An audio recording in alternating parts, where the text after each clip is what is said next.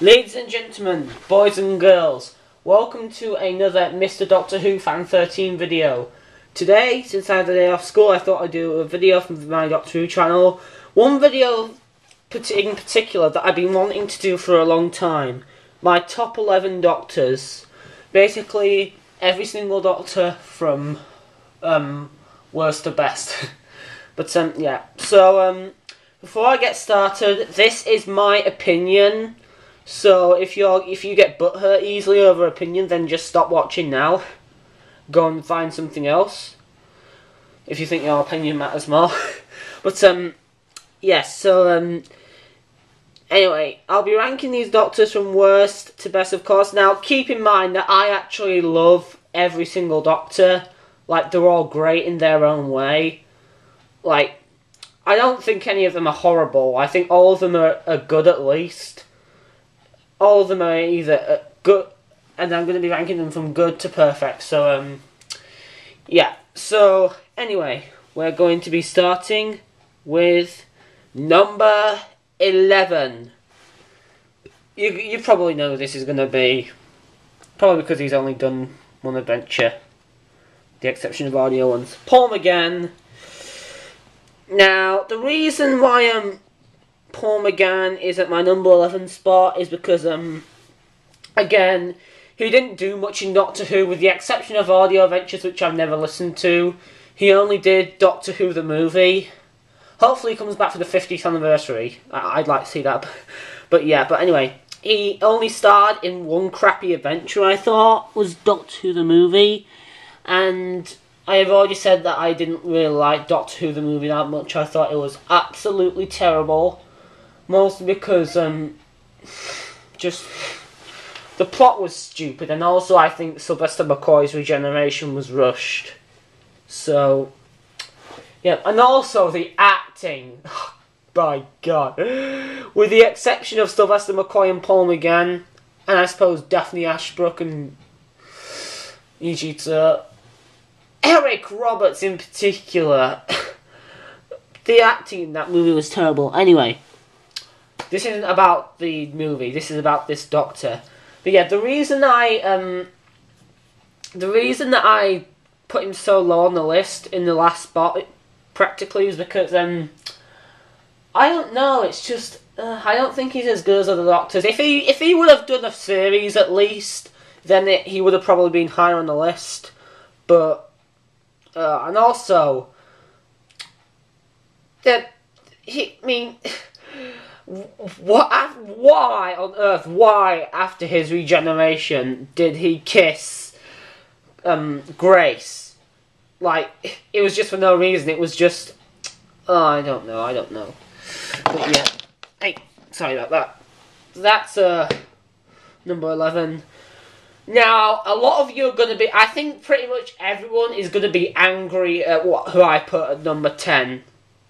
Because it's number 10 himself.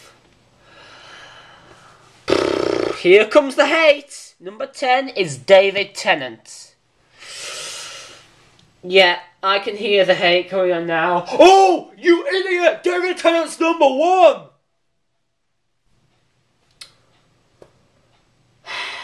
I like David Tennant, okay?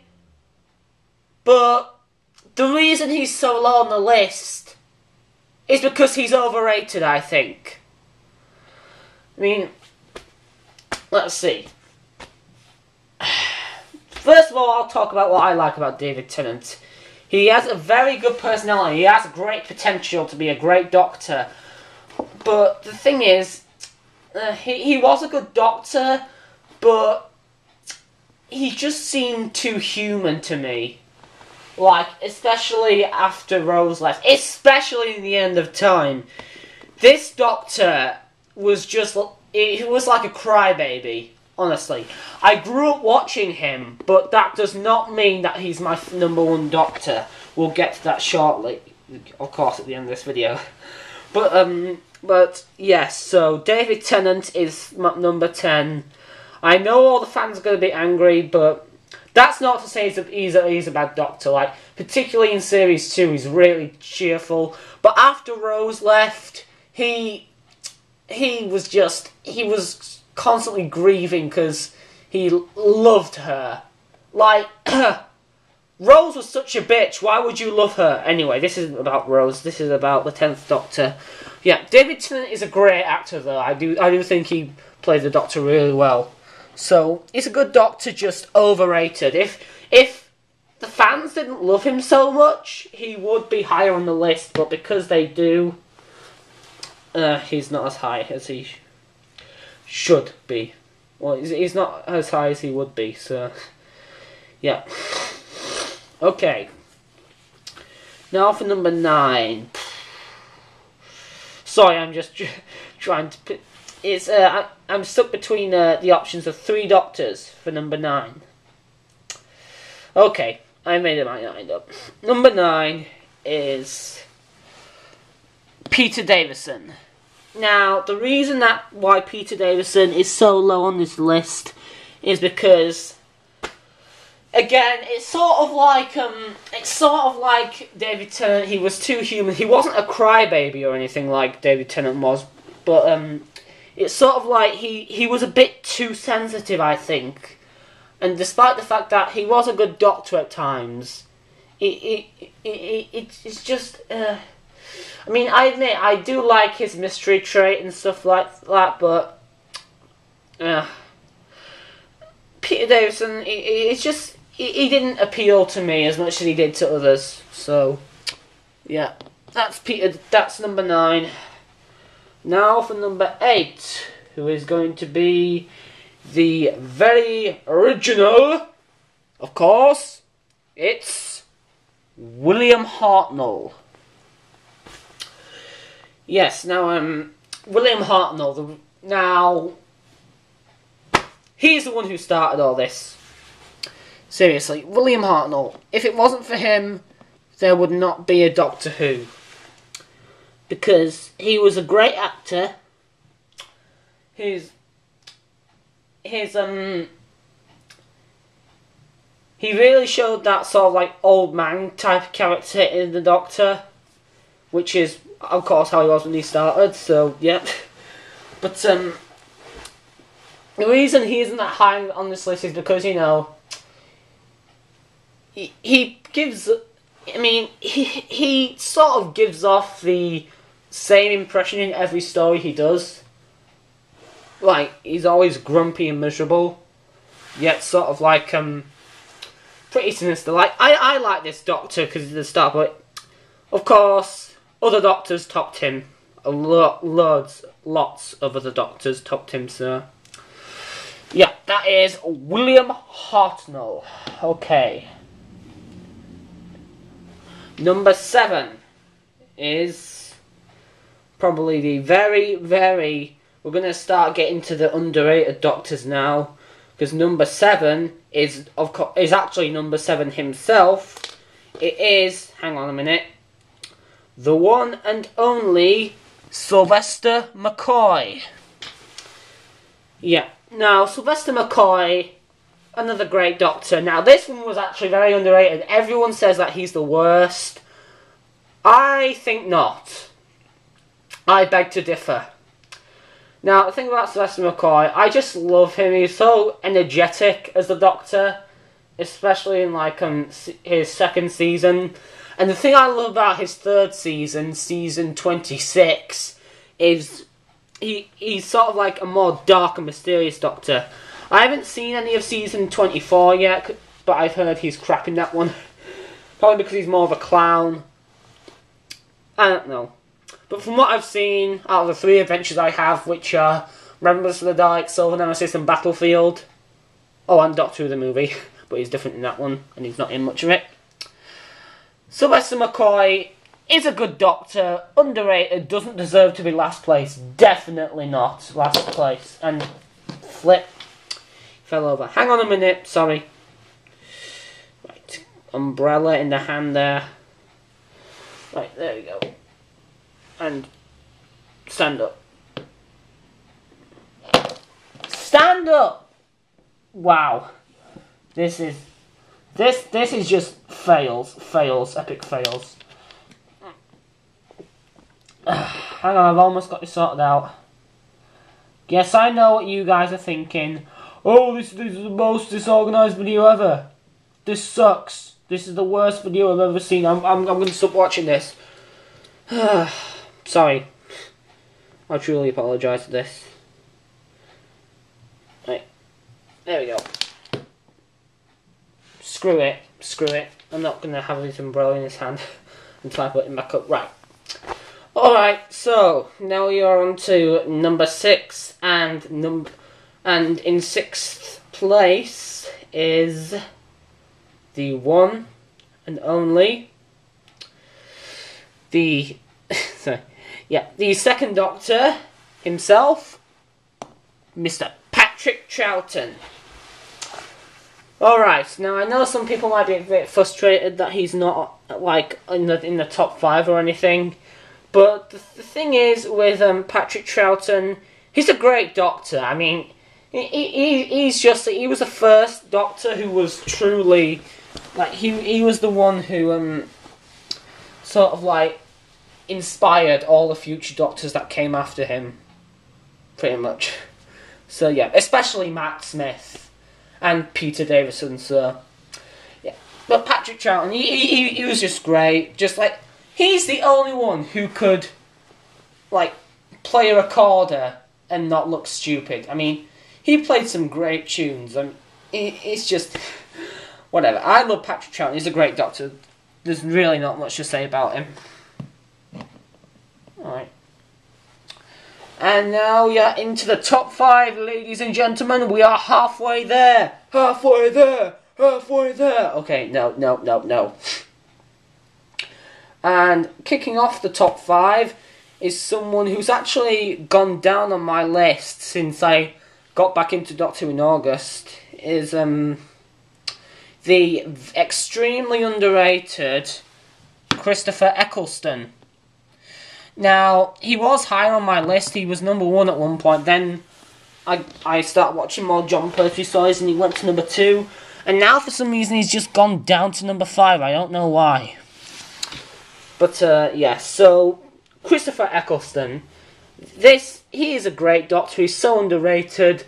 The thing I like about him is that he can be very, very serious one minute, then really, really funny the next. Like, one example is, in Boomtown, he's being serious, he's sort of like saying, bad wolf with 2 words following them, and then in the end he just says, yeah, just a coincidence. So, yeah, that's actually, one of the most interesting character traits about him. He's a great Doctor. So much better than the overrated David Tennant, I think. And yes, you may hate on me for that. And we are now on to number 4, who is the one and only, the current Doctor, Matt Smith. Wow. Brilliant, brilliant Doctor. Oh, my God. Why don't people put him higher on their lists? Because of freaking David Tennant! But I'm not going to say any more about that. I'm rambling on too much about David Tennant. But anyway. Matt Smith. Great Doctor. Great Doctor. Probably the best since... I don't know, since Tom Baker. It is just so good. I mean, Matt Smith, is there anything he cannot do? He can wear a bow tie and get away with it. Seriously, he is the only person who can wear a bow tie and not look stupid. And braces. He is the only 30-year-old that can get away with doing that. It's brilliant. And also, this is a guy who proves that bow ties are cool. Bow ties are cool. And also, jammy dodgers are delicious. Yeah, I know that was probably irrelevant, but... yeah. But that's Matt Smith, number 4, sorry. Now we are into the top 3. And we are going to kick off the top 3 with probably the most, I repeat, the most underrated Doctor of all time, and that is number 6 himself, the way the Doctor who never got a chance because the BBC controller hated his performance in Trial of the Time Lord. It is the one and only Doctor who went on I'm a Celebrity, Get Me Out of Here recently. It is Colin Baker. Everyone's going to bash on me for this.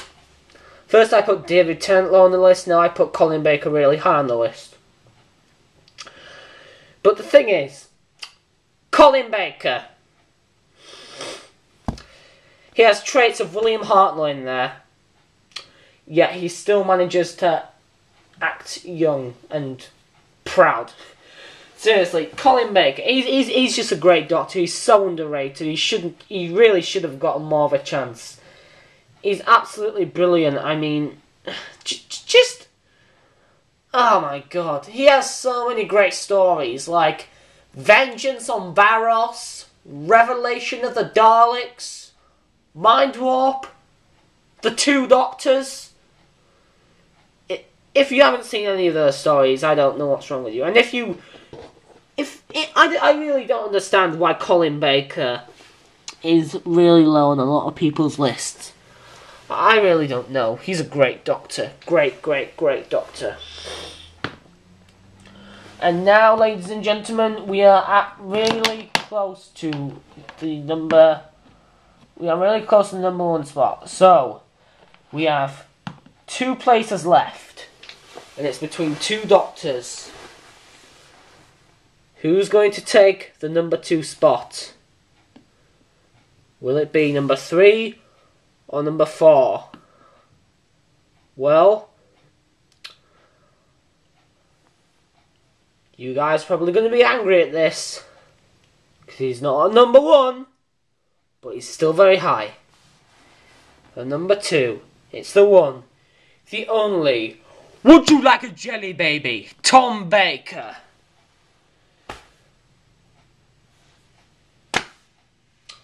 He's a legend. He is a legend. I mean, many things that describe this Doctor are jelly babies, mad, loud, proud. My God. Scarves. He is the only person who can wear a tank top and a scarf, eat jelly babies, and still look absolutely brilliant. Tom Baker is a legendary Doctor. Everyone's favourite, even though I disagree. But he is still a great Doctor, and there is one who tops him, in my opinion. So, yeah, I'm sorry that was a brief summary on Tom Baker, but seriously, words can't describe him. He's a great Doctor. I shouldn't have to say much about him.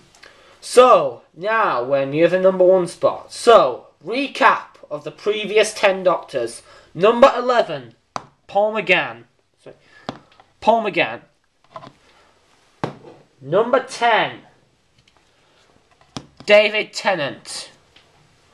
Number 9, Peter Davison.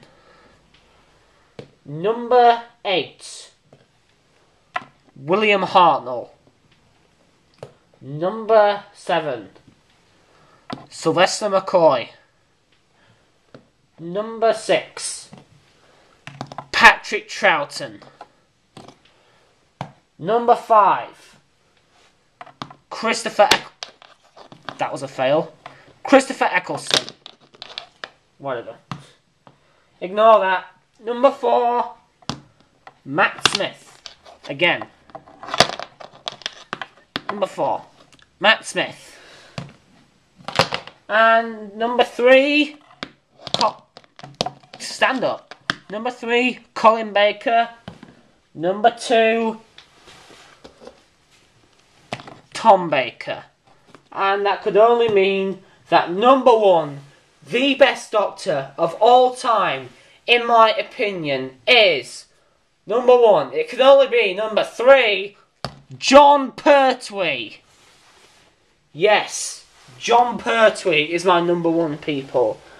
Now, a lot of people say this Doctor is great. I mean, I mean, come on, he's awesome. He has a car called Bessie. He has a car called Bessie. He's a genius scientist. He has a very good sense of humour. The actor, apparently, the real-life actor Jon Pertwee, doesn't like Daleks, so that means he has an advantage against them. Words cannot describe this Doctor. He is absolutely brilliant. Jon Pertwee. I can't explain why I put him at the #1 spot, really. You have to watch his adventures to find out. Seriously. He also has the best, in my opinion, the best Doctor Who story ever, The Sea Devils, with Jon Pertwee as a Doctor. Seriously. He is overshadowed, I think, by such legendary Doctors like Tom Baker and so-called legendary Doctors like David Tennant. So, yes. But he is absolutely brilliant, and he should have been, really, like Colin Baker, he should be higher on everyone's list. He is a brilliant Doctor. I know this just... there's really not much to say about him. Alright, this has probably been one of the worst videos on YouTube, but I don't care. I hope you enjoyed my, I hope you respect my opinions, guys. And if you want, you can create a response video or post a comment telling me your top 11 Doctors. So, yeah, I hope you enjoyed. This is Mrdoctorwhofan13 saying word out, and I will see you later. I might actually I'm going to film another video next, and I might put up the video today about my top 10 Doctor Who, my top 10 favourite Doctor Who stories. This is going to be a hard list to make. I'll see you later.